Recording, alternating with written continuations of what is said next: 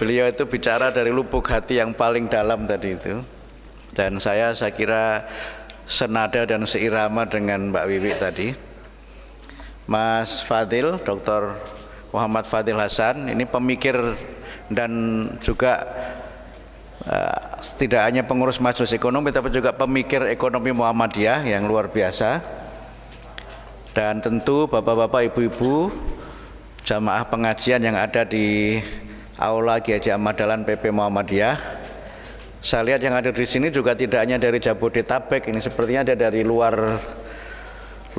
Jabodetabek juga. Biasanya suka ada yang dari luar Jabodetabek itu. Dari Lampung, Sulawesi Tengah tuh, ada dari Sulawesi Tengah ya. Kemudian ada dari mana lagi? Dari Rembang, ada dari Rembang. Yang dari Bogor ada enggak? Ya. Dan tentu moderator Mas Fauzan Amar. Fauzan ini agak demam panggung sepertinya malam ini. Mungkin ada pengaruhnya dengan ditangkapnya komisioner KPU itu. Biasanya Fauzan ini cerdas tapi malam ini agak demam panggung. Saya sebelum menyampaikan beberapa hal ada sedikit pemberian penghargaan kepada relawan kemanusiaan Muhammadiyah yang selama peristiwa musibah banjir ini memberikan pelayanan yang terbaik dan memberikan optimisme kepada masyarakat. Mudah-mudahan banjir yang datang di awal tahun itu tidak menjadi banjir yang terus-menerus terjadi di Indonesia. Baru hujan deras satu hari saja kerusakannya luar biasa, apalagi hujan terus-menerus. Karena itu maka izinkan saya menyampaikan terima kasih kepada Rumah Sakit Islam Sukapura yang Jakarta sudah jelas. Di Jakarta ada Rumah Sakit Islam Sukapura, kemudian Cempaka Putih dan Pondok Kopi. Ada yang dari Jawa Tengah, Rumah Sakit Siti Aminah Bumi Ayu Jawa Tengah yang diketuai oleh Dr. Jauhar Muhammad, Irfan Wahid sarjana keperawatan, dan kemudian driver. Ini driver ini juga penting loh. Dokter kalau nggak ada driver bisa kelenger. Kemudian Rumah Sakit PKU Tegal yang diketuai oleh Dr. Ade Zulfikar dengan Kukuh Bayu Aji dan juga Izudin Ali Maksum serta Teguh Handoyo dan kemudian Eko Budianto.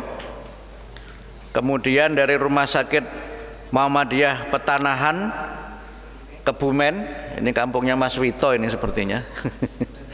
Petanahan Kebumen Jawa Tengah yang diketuai oleh Dr. Hesti Kusuma Wardani, kemudian Oki Miftahur Rizki dan juga perawat, serta tentu dari Rumah Sakit Islam Jakarta Aliansi Cempaka Putih, kemudian Sukapura dan Pondok Kopi, yang beliau-beliau itu selama tanggal 2 Januari sampai 10 Januari mereka ini membantu melayani masyarakat yang nanti juga akan melayani di Bogor dan Banten hingga tanggal 19 Januari. Jumlah penerima manfaat layanan kesehatan sampai hari ini tanggal 10 Januari 2020 adalah 2.672 jiwa yang terdiri dari 597 jiwa dari Banten dan Bogor dan 890 jiwa Bekasi dan 1081 jiwa dari Jakarta. Ini pelayanan yang ribuan ini saya kira murni dari Muhammadiyah, bukan penyaluran dari pemerintah.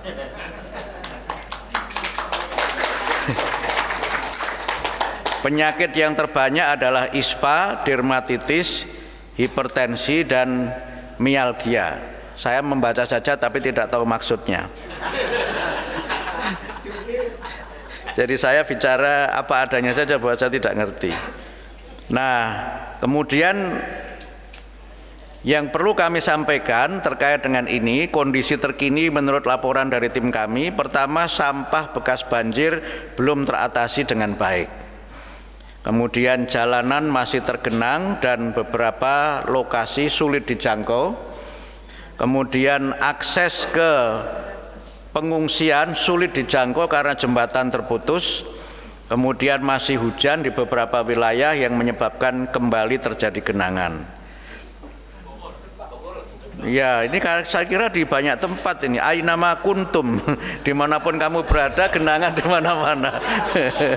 Jadi, nah kendalanya karena kekurangan air bersih, puskesmas banyak yang belum beroperasi di hari-hari awal pasca terjadinya banjir, dan MCK belum tersedia. Karena itu maka izinkan saya pada kesempatan ini kepada tim medis untuk dapat sedikit menerima penghargaan dari PP Muhammadiyah yang diwakili siapa ini? Oh saya nggak nyumbang kok nyerahkan. Mungkin kalau ada dari tokoh yang hadir, mungkin dari MPKU ada? MPKU?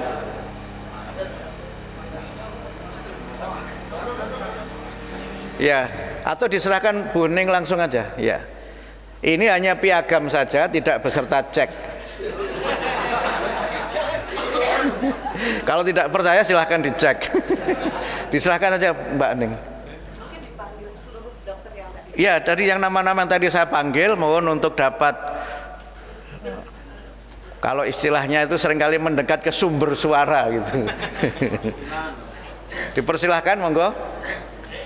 Bapak Ibu dokter, kemudian perawat, dan nama-nama tadi disebut. Bumi Ayu ki ado temen lah. Ya, katanya kampungnya Mas Fauzan ini Bumi Ayu. Monggo dipersilahkan. Ya. Ini setelah penyerahan, mungkin kalau TV-mu bisa menayangkan tim relawan yang berkuda nanti setelah ini, supaya infokusnya ini ada fungsinya untuk tayangan. Dipersilahkan. Oh boleh. Ini saya kalau di sini nggak disoting. Nanti kalau keliru ditukar-tukar aja ya.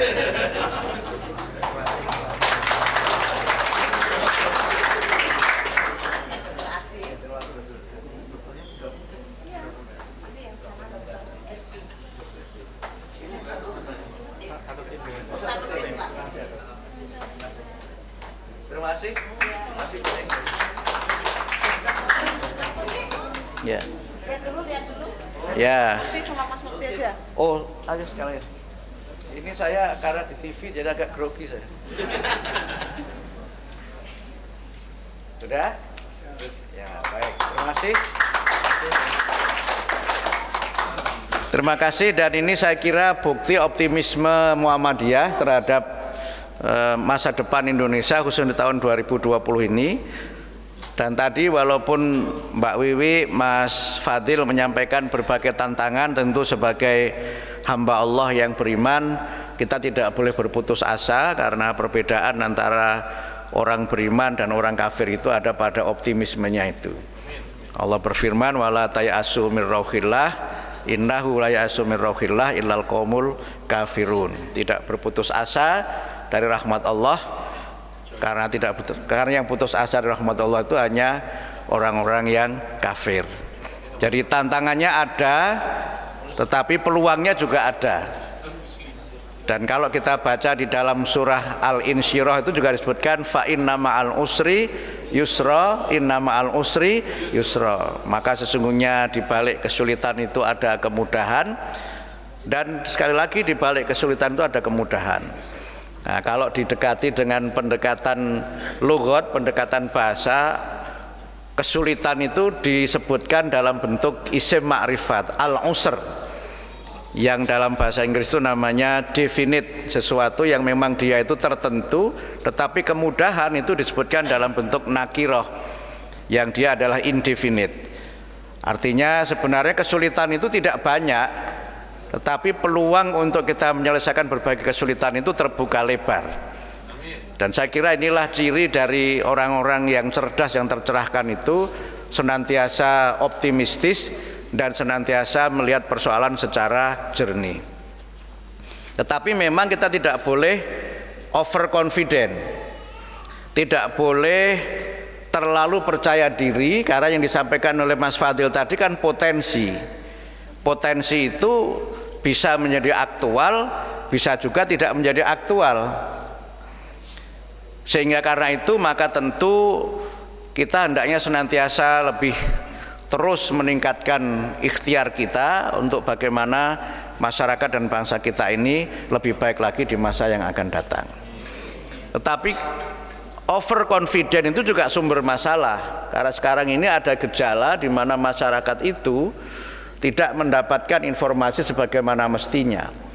Yang ditampilkan itu yang baik-baik saja, masalahnya seakan-akan tidak ada. Dalam teori psikologi itu ada namanya completion.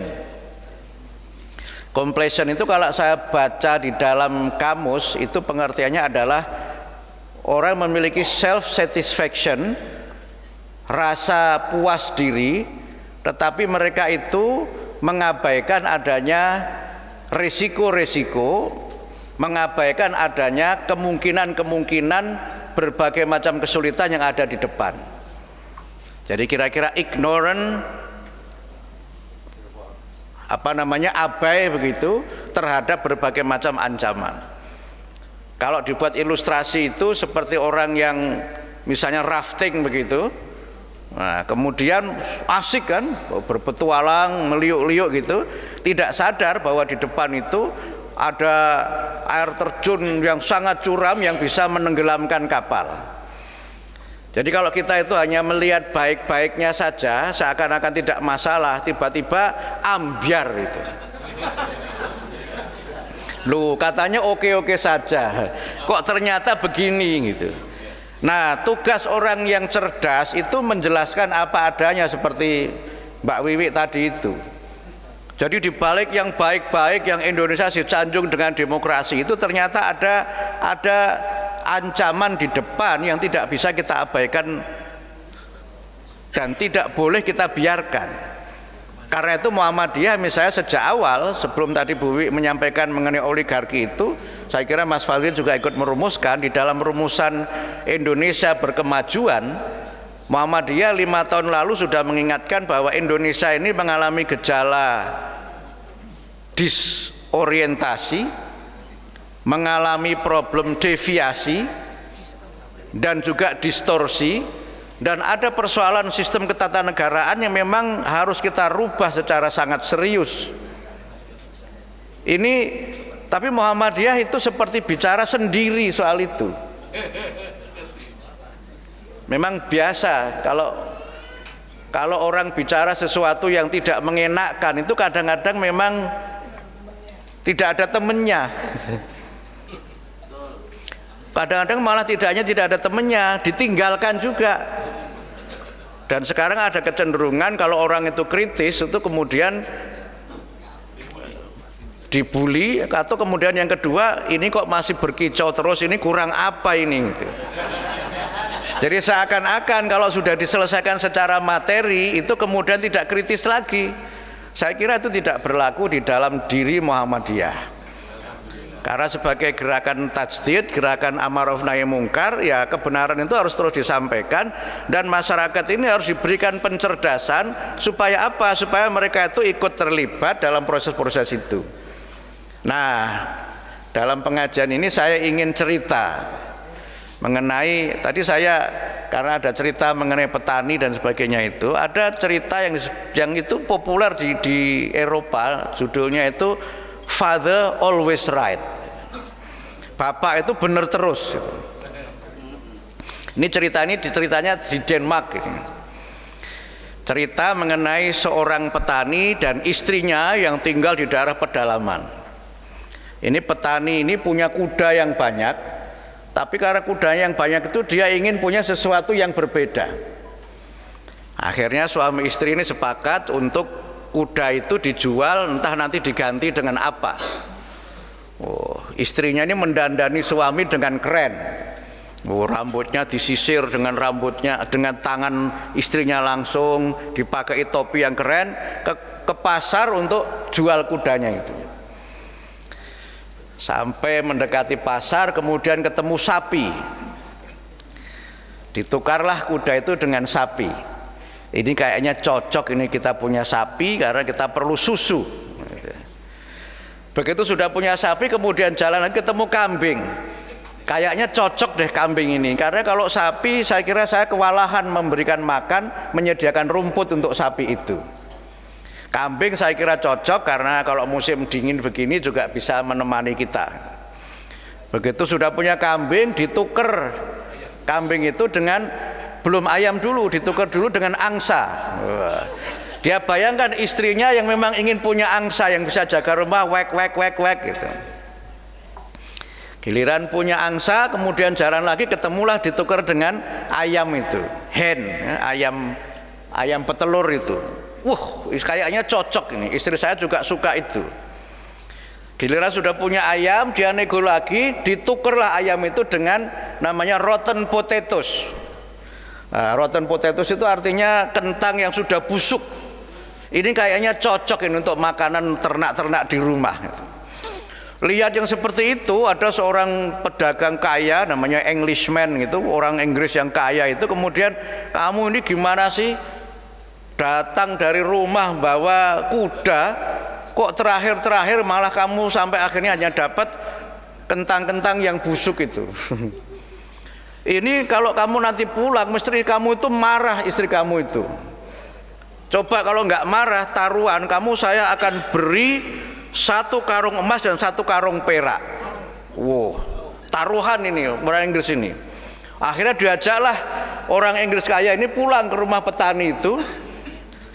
Kemudian istrinya langsung menyambut suaminya dengan gembira. Bapak bawa apa? Gitu. Saya membawa kentang-kentang yang sudah busuk ini. Oh, bapak pinter sekali gitu. Bawa kentang, memang saya sedang perlu kentang ini. Heran orang Inggris ini. Tapi nanti dulu, sebelum saya dapat kentang itu, saya tadi kan bawa kuda saya tukar dengan sapi saya tukar dengan kambing saya tukar dengan angsa saya tukar dengan ayam, sekarang saya tukar dengan rotten potatoes itu. Istrinya bilang, memang bapak itu pinter betul itu. Father always right. Bapak selalu benar. Akhirnya orang Inggris ini melongo, kok ada istri yang sebaik itu. Berangkat pakai kuda kok pulang-pulangnya bawa kentang busuk gitu. Tapi dia beruntung karena orang Inggris yang taruhan tadi itu kalah, karena ternyata istrinya nggak marah sama sekali gitu. Nah, jangan-jangan kita itu seperti cerita dalam legenda orang Denmark ini. Jadi kebijakan ini itu dibenarkan terus itu, ujung-ujungnya kita busuk. Kenapa begitu? Ya kalau orang itu sudah tidak kritis, kemudian terjadi ABS dan sebagainya, ya mudah-mudahan cerita petani Denmark ini tidak terjadi di Indonesia gitu. Saya tadi tidak tausiah Mas Fauzan, jadi saya hanya dongeng saja. Nah, saya khawatir 2020 banyak kebijakan yang dibuat pemerintah itu seperti seperti petani Denmark itu tadi, punya sapi bagus ditukar, kuda bagus ditukar jadi sapi, ujung-ujungnya dapat kentang bosok. Tetapi kan tentu kita tidak boleh pesimis gitu. Tetapi kita memang perlu berhati-hati. Oleh karena itulah maka ulul albab, warga persyarikatan ini tentu harus senantiasa menjadi kelompok-kelompok kritis yang senantiasa secara konstruktif kita ini ikut membantu bagaimana agar negara kita ini lebih baik. Ujung-ujungnya itu kadang-kadang saya sering bercanda, kalau ada PR itu memang Muhammadiyah yang dapat bagian, tapi kalau ada RP saya nggak tahu gitu. Dan kadang-kadang orang yang cerdas itu kan punya banyak pendapat, itu kan dikalahkan oleh orang yang ya pendapat itu tidak selalu berkorelasi dengan pendapatan. Makanya di negeri kita ini kadang-kadang logika itu kalah oleh logistik. Jadi walaupun pinter, kalau tidak punya logistik itu nggak dianggap. Padahal kalau kita ikuti teorinya itu Al-Madinah Al-Fadilah, itu teorinya siapa itu ya, teori politik Al-Farabi, itu sebuah negara itu akan maju kalau bangsa-bangsa dan pemimpin negara itu adalah orang-orang yang cerdas. Orang-orang cerdas. Dan itu pula yang disyaratkan Al-Quran ketika Allah itu mengangkat Tolut sebagai pemimpin dan nabinya orang-orang Bani Israel, itu kan diprotes. Ini gimana sih kok yang diangkat itu Tolut? Dia itu kan orang miskin, tidak punya harta. Dia juga bukan keturunan siapa-siapa. Ini kok diangkat jadi pemimpin gitu. Tapi kemudian Quran menegaskan memang dia bukan orang yang berharta, tetapi dia punya bastotan fil ilmi wal jismi. Dia itu punya ilmu yang luas dan dia punya fisik yang kuat gitu. Sehingga pemimpin itu kan harus pemimpin yang knowledgeable, bukan bebel. Knowledgeable itu artinya serba tahu itu. Jadi serba tahu dalam semua teori manajemen, syarat pemimpin itu kan punya general knowledge ability. Itu bastotan fil ilmi itu begitu. Kemudian pemimpin itu harus orang yang able, itu yang terampil, serba bisa bukan serba tidak bisa. Tapi dia juga harus orang yang humble, orang yang sederhana, tetap berakhlakul karimah, tidak umu gitu. Umu itu bahasa Indonesianya apa ya?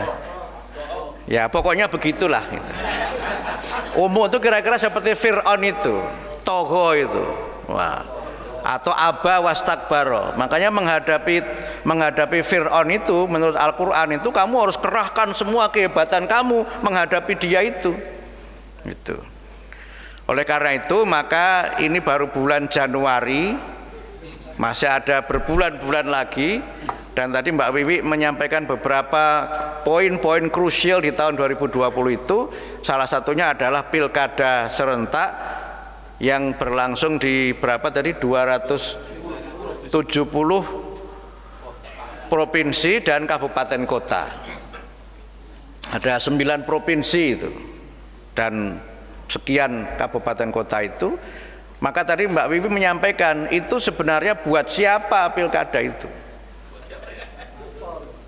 Nah, saya tidak bisa menjawab sebelum pilkada betul-betul dilaksanakan. Tetapi tidak boleh proses itu berjalan begitu saja. Kalau saya lihat jadwalnya KPU itu sekarang ini kan masa-masa mereka mulai menjaring calon. Kalau tidak salah sampai Maret nanti itu penjaringan calon-calon itu. Maka dalam masa-masa ini warga Muhammadiyah jangan diam saja. Kalau memang layak mencalonkan sendiri tidak apa-apa. Atau kalau tidak layak pokoknya yang penting calon, masalah menang kalah itu urusan belakangan gitu. Ya paling tidak itu kan testing, mengetes bagaimana kebesaran dari tokoh-tokoh Muhammadiyah itu. Ya kalau ada tokoh-tokoh Muhammadiyah yang bisa nyalon, calonkan saja. Ya, soal nanti tidak ada partai kan, kalau gubernur, bupati, wali kota kan boleh calon independen. Nah, soal terpilih dan tidak itu ya setelah pemilu. Mudah-mudahan KPU-nya jujur. Kan kita berdoa semoga KPU-nya jujur gitu. Bahwa kemudian ada yang terkena musibah itu kan ya namanya manusia itu kan diujinya, kadang diuji dengan kegagalan tapi juga diuji dengan keberhasilan. Jangan lupa itu dalam Quran itu disebut dengan ada istilah namanya istidraj. Istidraj itu artinya orang yang dilulu. Dilulu itu bahasa Indonesianya apa ya? Pokoknya apapun yang dia inginkan itu dia bisa semuanya. Gitu. Tetapi sesungguhnya capaian-capaian yang begitu mudah itu sesungguhnya adalah bagian dari dia dijerumuskan oleh Allah kalau dia itu tidak bersyukur, kalau dia itu tidak berhati-hati. Makanya ketika Nabi Sulaiman itu mendapatkan anugerah berupa kerajaan, menjadi raja itu, Nabi Sulaiman itu kan dapat warisan kerajaan dari bapaknya Nabi Dawud. Nabi Dawud itu istrinya 100. Siapa bapak ibu yang istrinya 100? Itu saya baca di dalam tafsir Ibnu Katsir itu, istrinya Nabi Dawud itu 100, mi'ah itu, 100. Itu rumahnya berapa itu? Tapi kan raja Nabi Dawud itu kan King David, raja itu. Sekarang paling apartemen kan ya. Kalau enggak jadikan satu, bikin masjid yang gede gitu, wah jadi 100. Tapi nggak usah dibayangkan 100 itu bagaimana, wong itu cerita Nabi Dawud kok itu. Oh, kita satu saja ngurusnya juga repot. Ya, Nabi Sulaiman itu dipilih oleh Nabi Dawud sebagai penerusnya. Quran menyebut wa waritha Sulaimanu Dawuda itu. Ditunjuk oleh bapaknya itu menjadi raja kan? Betul kan? Oh, menguap istananya itu kan kempling, saking hebatnya lantainya itu sampai dikira air oleh Ratu Balkis atau Ratu Bilqis itu. Ya kan, anak buahnya itu tidak hanya manusia tapi juga jin dan binatang-binatang itu kan, ada jin ifrit. Makanya kalau orang lari kenceng itu namanya larinya ngiprit, itu seperti jin ifrit itu yang bisa memindahkan istana dalam waktu sekejap itu kan karena ifrit itu kan. Itu. Kemudian bisa bicara dengan burung-burung kan, mantikot toir itu, ngerti bahasa burung itu. Luar biasa itu. Kalau kita kan paling tahunya kan burung beo. Burung beo itu kita tahu maksudnya karena kita yang ngajari burung itu. Kemudian begitu diuji dengan berbagai kemuliaan itu kan Nabi Sulaiman segera sadar kan, hadza min fadli rabbi liyabluwani aashkuru am akfuru. Ini semuanya yang saya raih ini adalah kemuliaan yang diberikan oleh Tuhanku kepadaku, tapi sesungguhnya untuk menguji aku apakah aku menjadi hamba yang bersyukur ataukah menjadi hamba yang kufur. Nah sekarang ini banyak orang yang ketika bisa meraih semuanya itu berlaku seperti the winners take all, kabeh dirampet. Undang-undang dasar itu menyebut kekuasaan presiden itu tidak tak terbatas. Tapi ada orang yang merasa kekuasaannya itu tidak terbatas. Gua gitu loh, kira-kira begitu. Nah, kalau sudah begitu tuh Fir'aun. Nah, makanya Nabi Sulaiman itu kan nabi yang walaupun hebat kekuasaannya, tapi sangat peduli kepada rakyat kecil, terutama kepada semut-semut itu kan. Sehingga ketika Nabi Sulaiman sedang berjalan itu kan Ratu Semut ngasih komando, kamu segera masuk, kalau enggak diinjak-injak Sulaiman itu.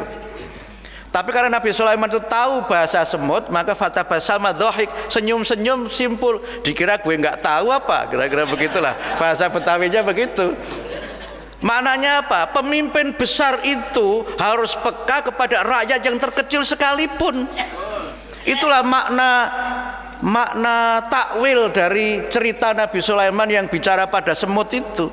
Jadi jangan pemimpin besar itu nginjak-injak semut, apalagi nyemprot semut gara-gara demo.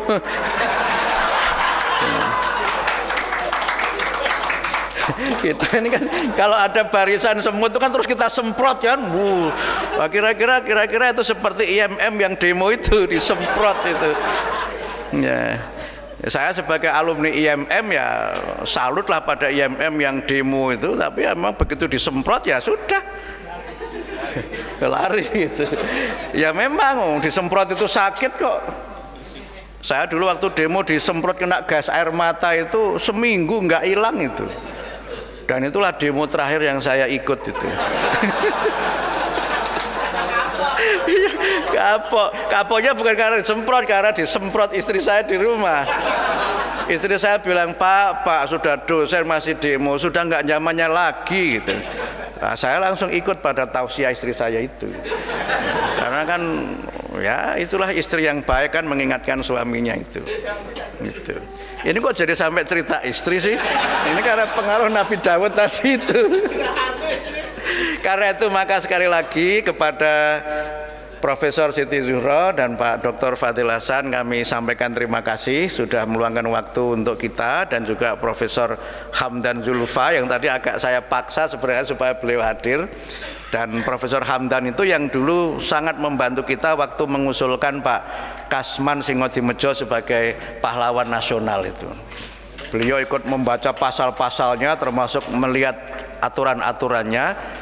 dan pengalaman kami di PP mengusung 3 tokoh Muhammadiyah yang merumuskan Pancasila itu, yang paling sulit itu Pak Kasman. Itu luar biasa memang Pak Kasman, dan itu tokoh hebat yang luar biasa. 2019 alhamdulillah Profesor Abdul Qahar Muzakir juga sudah diberikan hak beliau sebagai pahlawan nasional. Nah, saya tidak tahu 2020 ini nanti ada pahlawan siapa lagi yang kita usulkan, karena ternyata juga beberapa tokoh nasional yang punya peran penting terhadap tegaknya NKRI ini juga belum mendapatkan haknya sebagai pahlawan. Kalau tidak salah Profesor Muhammad Rum itu juga belum. Padahal beliau itu yang nego luar biasa dengan perjanjian Rum-Royen itu luar biasa itu. Jadi tokoh-tokoh hebat itu ternyata juga punya kontribusi yang besar untuk bangsa ini, dan ternyata pahlawan itu harus diusulkan rupanya. Jadi baru tahu saya kalau pahlawan itu harus diusulkan. Jadi kalau bupati wali kota tidak setuju itu tidak bisa diproses. Makanya bupati wali kota itu penting. Nah, balik tadi ke 2020 tadi itu. Jadi jangan dikira tidak, itu kami merasakan betul ada bupati yang nggak mau itu. Ada gubernur yang nggak mau. Dia mengakui, saya mengakui Pak Kasman tokoh hebat, tetapi gitu. Aduh. Ya Allah, saya bilang, ya sudahlah, itulah Indonesia. Nah, tapi ada yang kemudian tidur nyenyak malah dapat gelar, ya ini nggak apa-apa, terserah yang ngasih. Oleh karena itu maka ya sekali lagi peluang ada, tantangan ada, tapi kuncinya memang kita harus bersama-sama. Kemudian kami juga menyampaikan terima kasih kepada Rektor Universitas Muhammadiyah Sumatera Utara, Pak Dr. Agus Sani, yang tadi santrinya sudah ngaji di sini. Itu tiket semuanya yang nanggung Pak Rektor. Dan nanti kalau bulan depan ada lagi dari PTM, kita hadirkan di sini juga. Silahkan. Nanti kalau rektornya tidak punya tiket, PP yang membiayai tiketnya, tapi PP minta pada rektor yang lainnya.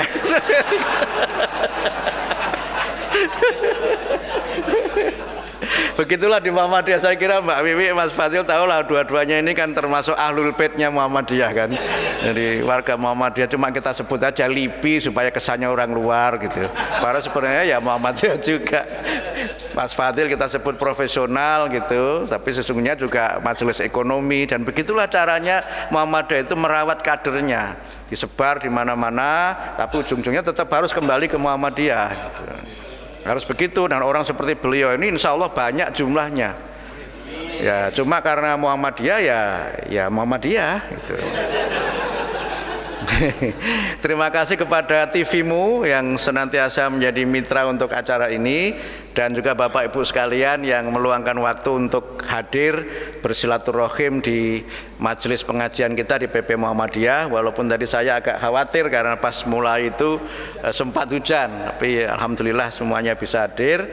Dan yang sangat terakhir sekali, marilah kita bersama-sama saling mendoakan semoga saudara-saudara kita yang sekarang ini sedang tertimpa musibah diringankan oleh Allah Subhanahu wa taala, diberikan ketabahan dalam menjalani musibah itu, dan tentu kita bersama-sama senantiasa memberikan uluran tangan untuk meringankan penderitaan saudara-saudara kita.